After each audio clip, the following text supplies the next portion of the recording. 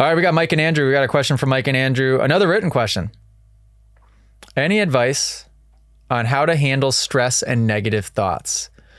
How would you explain your advice to your young self, 12 to 13 years old? Oh, boy.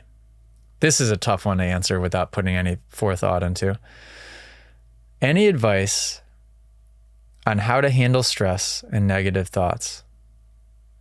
How would you explain your advice to your young self, 12 to 13 years old?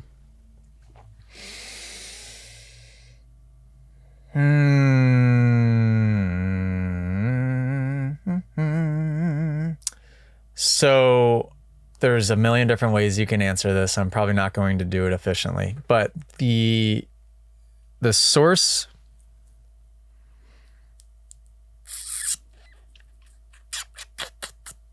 First of all, learning how to be really present is important because you can learn to be still and to quiet your mind when you need to do that. Stress comes from thinking about something that doesn't involve right here, right now. Stress involves thinking about the past. Stress involves and anxiety involves thinking about the future. Unfortunately, most people live in this cyclical, just this cycle of only thinking about the past and only thinking about the future, and very, very, very small amounts of their fractions of their time each day is spent really being present, really being present. When you're present, when you're here, right now, you are not stressed. You are not anxious.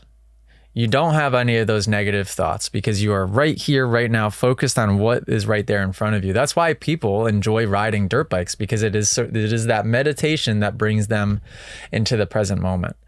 But you can practice breathing exercises. You can practice meditation, like induction exercises that you can do.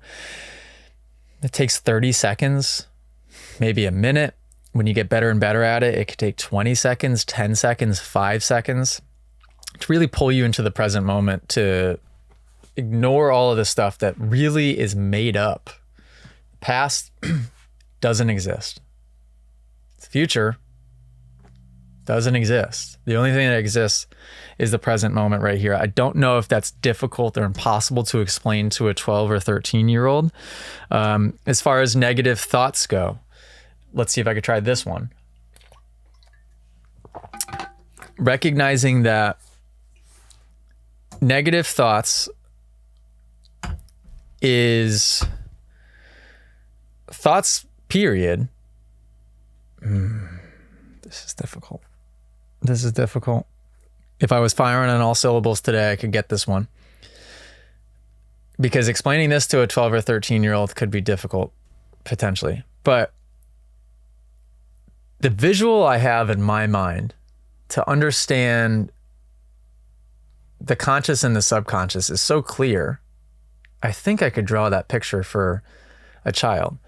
The negative thought that pops up, the negative thought that is, oh, I'm ugly. My nose is ugly. I have pimples, like that's ugly. I'm horrible at basketball, or I'm going to fail this test. There's no way I can pass this test. I don't know anything. All of that is the subconscious, which is the way I like to look at the subconscious is it's a computer program. It's a computer program that over time and over your life has been fed and wired a certain way, programmed a certain way to when something happens, the computer does this. When this happens, the computer does that. And it's just a set of automatic programs. That's it. The thoughts, the negative thoughts and the negative or the false truths, the false self-beliefs that you have about yourself, all are within that computer program. The thing, the consciousness that is able to observe the computer program. So, for example, when you're having the thought of that negative thought, whatever it is, I suck at dirt bike riding. And then in the moment of having the negative thought, you observe yourself, oh man, I shouldn't be having that negative thought. Those are two different things. The thing that is observing is you being conscious. That's you being, when I say present, that's you being conscious. And what that means is you're then outside of the computer software, and you can then make changes to the computer software. So that's when people talk about detachment. It's stepping outside of, it's being able to observe and make corrections, make alterations, rewire learned behaviors, and change self-truths. Like if you live for 12 years of your life, over the first 12 years of your life, you're going to develop these truths about yourself that you believe and don't even question, but yet they're not even true. You've just told yourself that they're true.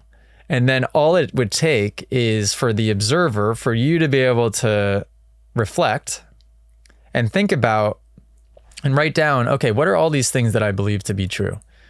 And then start asking questions about each one. And what you will quickly realize is there's no real merit or truth to any of them.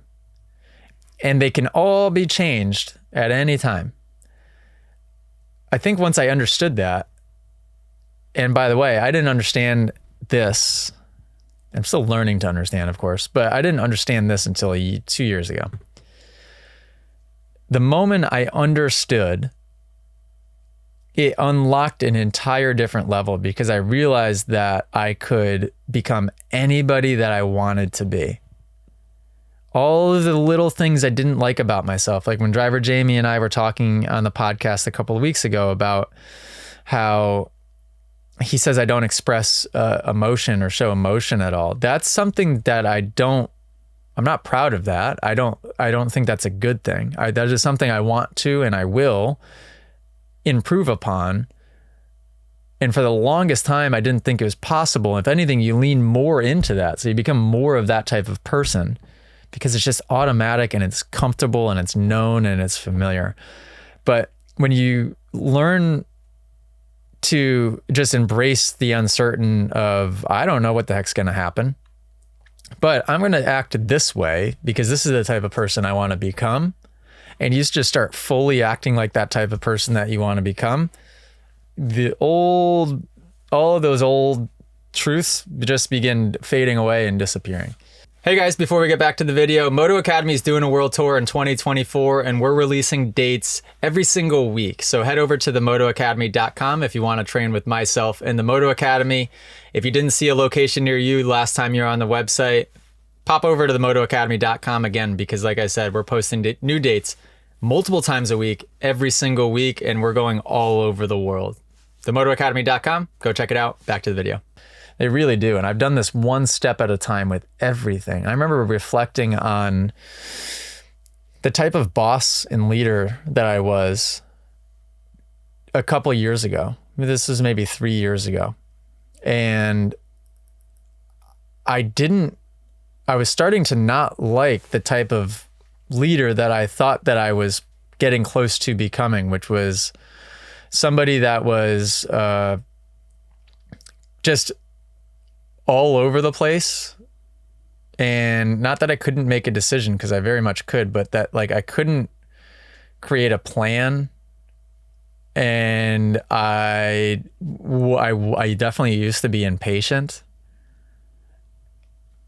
And there was 2 or 3 qualities that I recognized as things that needed an improvement.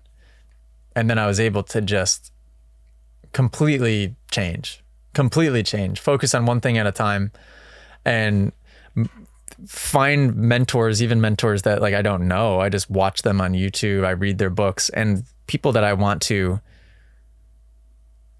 become similar to and have certain traits, and then I just start acting that way. Next thing you know, you are that person. But self-reflection is incredibly important. Asking a lot of self-reflecting questions when you feel certain ways, pretty easy way to get down to the root of like the thought and understanding that, usually it's completely irrational and doesn't make any sense. I'm not firing on all syllables today, but maybe that would confuse the heck out of a 12 or 13-year-old. Oh my God. Whoopsie daisy. That would confuse a 12 or 13-year-old. What I would say is I would give my 12 or 13-year-old self, and this is funny because these are meant to be kids books for younger than 12 or 13 probably, but every book that I've read by Kobe Yamada, which are books that we got from Millie, I would give my 12-year-old self all of those books, and I would say, read these books every morning when you wake up, every night before you go to bed at night, and read them as if read and understand as if these books are going to be the complete roadmap to how you think and how you live your life. And when you start to embrace all of those qualities, your old self just gets left in the dust. Mike and Andrew, good question. Horrible answer, my bad, but good question. If you guys enjoyed this podcast clip and you want to listen to full episodes, make sure you go download them on Spotify and Apple Music. If you want to watch full episodes or be a person that sends in your own video submission, go to club.themotoacademy.com and subscribe to join the Moto Academy family today.